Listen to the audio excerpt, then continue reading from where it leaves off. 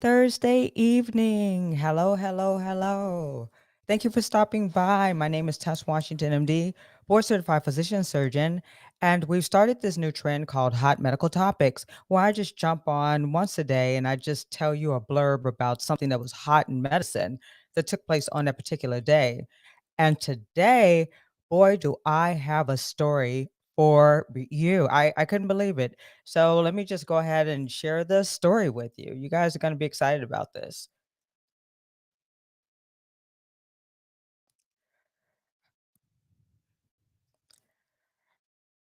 In a day, a man was diagnosed with monkeypox, HIV, and COVID-19 all in the same day today. It was early in the afternoon. So this is a gentleman that was out of Italy. I think he was like about 30 years old. And when he presented to the emergency room, these images are some of the things that they saw at the time of his presentation. So I'm going to elaborate on that. He was diagnosed all in one day. I mean, he came in looking like this and he was like clueless, like, oh yeah, there's nothing wrong with me. He had to have an inkling. So this is how he presented. And yeah, so he made the news. Basically, he's the first person to have COVID-19, monkeypox, and HIV at the same time. And this diagnosis recently occurred in Italy. He came down with a fever, sore throat, blistering about a week ago when he was in Spain. So he was having unprotected sex with his male partner while they were on vacay. And he started to get growing evidence of some possible sexual. No, they were saying that they feel as if the monkeypox possibly was transmitted to him sexually. And then that just kind of like brings that back up to the forefront of the increased probability of monkeypox being transmitted through sexual intercourse. So the story goes on a little bit longer. The man was positive for COVID-19 and he broke into a rash later on. And a test revealed monkeypox, HIV, and COVID. So I just really wanted to bring this article to you guys' attention. This was in the news today. Now, if there are any healthcare professionals out there, you guys remember when we were first working with COVID-19 and we used a test that was kind of a little bit non-specific. It was not a specific test for COVID-19. We were just checking all the viral pathology, so we couldn't definitively isolate. And with the BA.5 strain, from what I remember, there was not a specific test to test for that particular strain.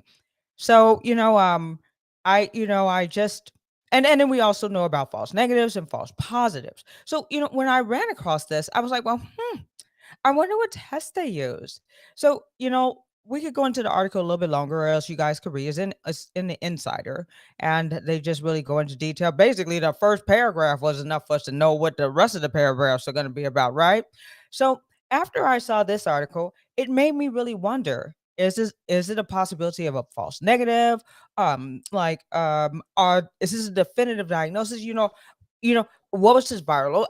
I just had all kinds of questions, right? So I really wanted to know what kind of a test they use. So I did a little research just to check and see if there's a difference in the test used for monkeypox and COVID. So let me show you guys what I found.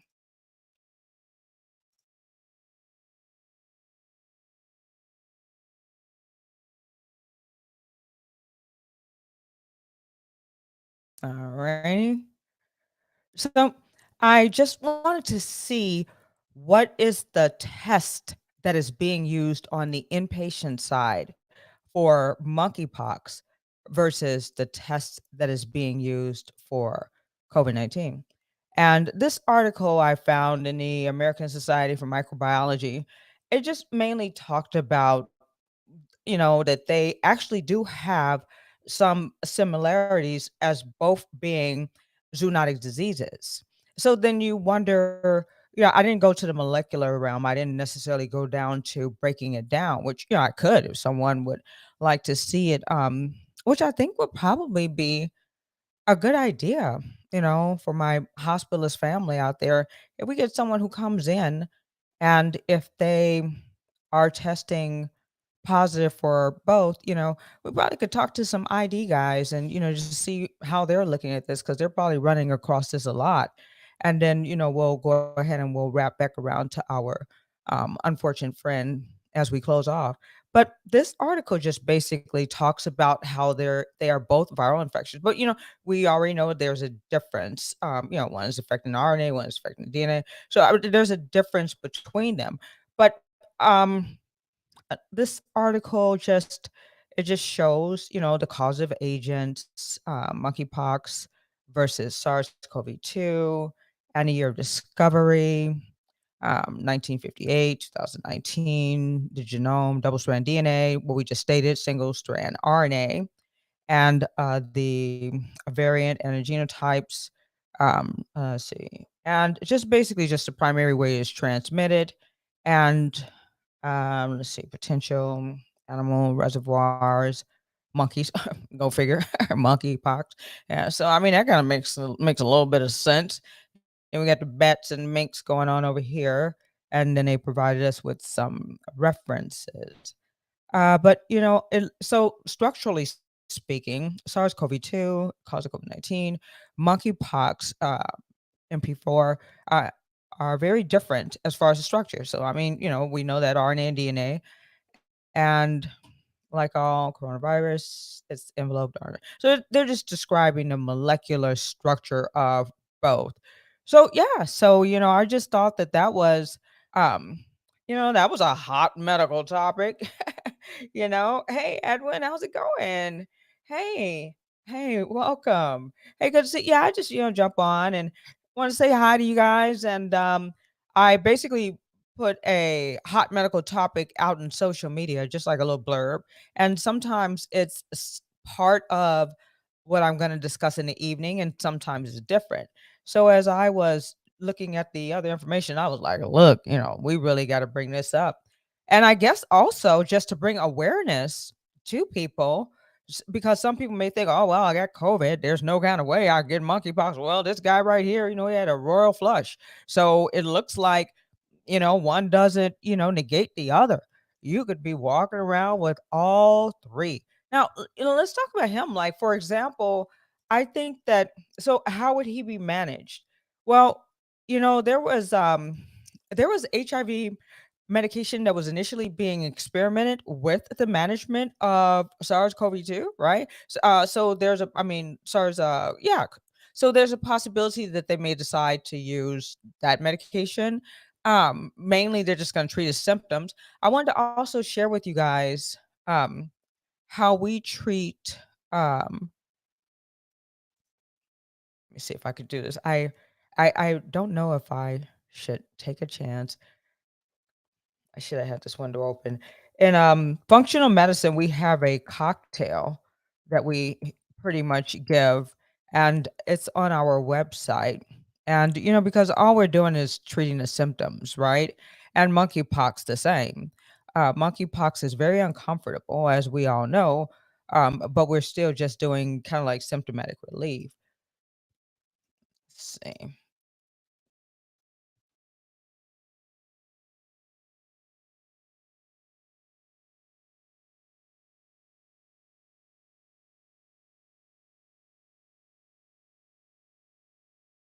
Okay.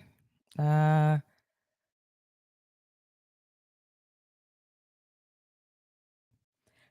I just wanted to share with you guys very briefly okay.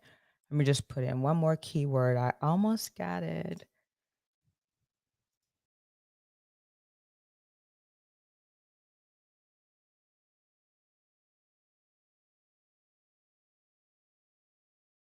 I actually stumbled on this information earlier when I was researching that article, and I was like, "Oh, wow, okay." Oh, darn. Let me see. Well, okay, let me just try one more thing because it is kind of cool, and I could leave it on the screen just in case you guys wanted to copy it down. All right. Three is a charm. Wish me luck. Hopefully, the information will come up and I can share. Yay! Yay! Here it is. Okay. 1 second.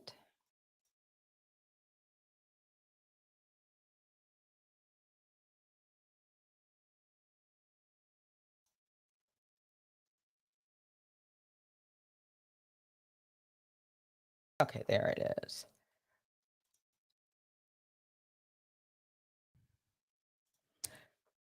Oop,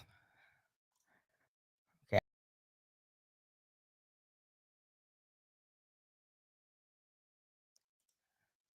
Okay, that was almost I almost messed up, but I made it. So basically, in functional medicine, we have like a protocol for COVID-19.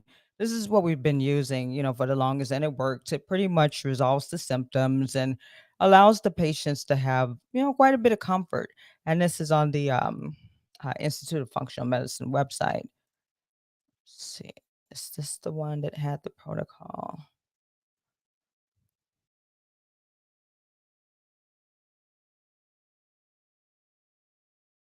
Okay, yeah. So the article just kind of like goes into the background of the disease and pretty much provides us with a lot of information that we already know. But I'm going to scroll slowly through some of the supplements that we recommend that provide pretty impressive symptomatic relief. We taught the clinical recommendations, the mechanism of action of the pathology, which, at this point we should all be pretty familiar with. And it looks like there is a YouTube video if you want to like watch this video. And I'm quite sure they would have this list in a link of the video. But there are just a few regimen and a lot of these supplements we've heard. So I don't think that I'm really providing you guys with any new information, but I just wanted to be just as informative as I possibly could. So zinc, and then we talk about the doses, and we talk about why and what you can expect from taking that supplement: elderberry, vitamin D, vitamin A, vitamin C.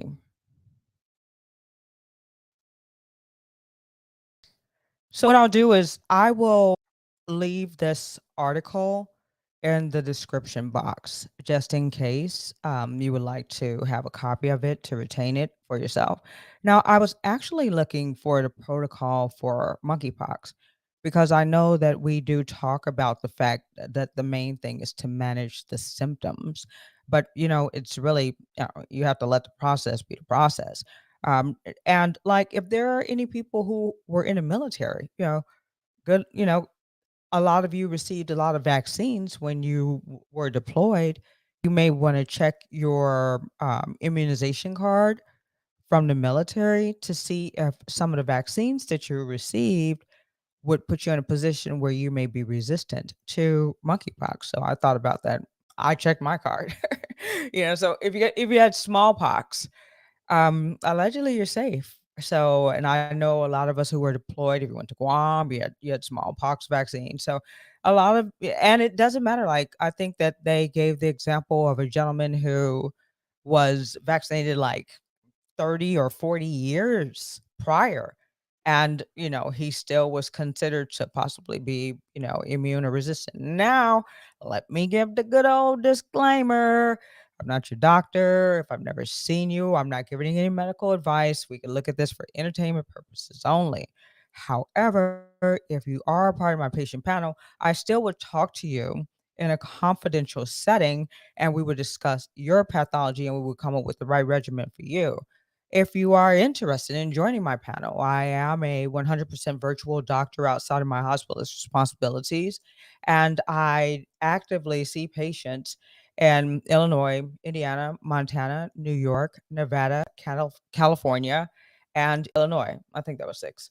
So, you're more than welcome to. I'm just trying to get everything off the screen. You're more than welcome to join the family if you like, and you can click any of the links in the description box, and myself or my staff will be in touch with you. I have a 24-hour live answering service and we respond right away. So don't walk away from here like, Dr. Test said. I didn't tell you anything. I just entertained you, but you can definitely grab anything that I leave down in the description box, run it past your primary care doctor, and based on what you and your doctor talk about, then you can make decisions that will help you with your medical pathology if you happen to have any medical concern. But that was the hot medical topic for today. And is there something you want to hear about? And did you think that was a hot medical topic? And do you know someone who that may have happened to? And what was that person's outcome? We'd love to hear about it. Enjoy the rest of your evening, and I look forward to seeing you at our next Hot Medical Topics. Take care.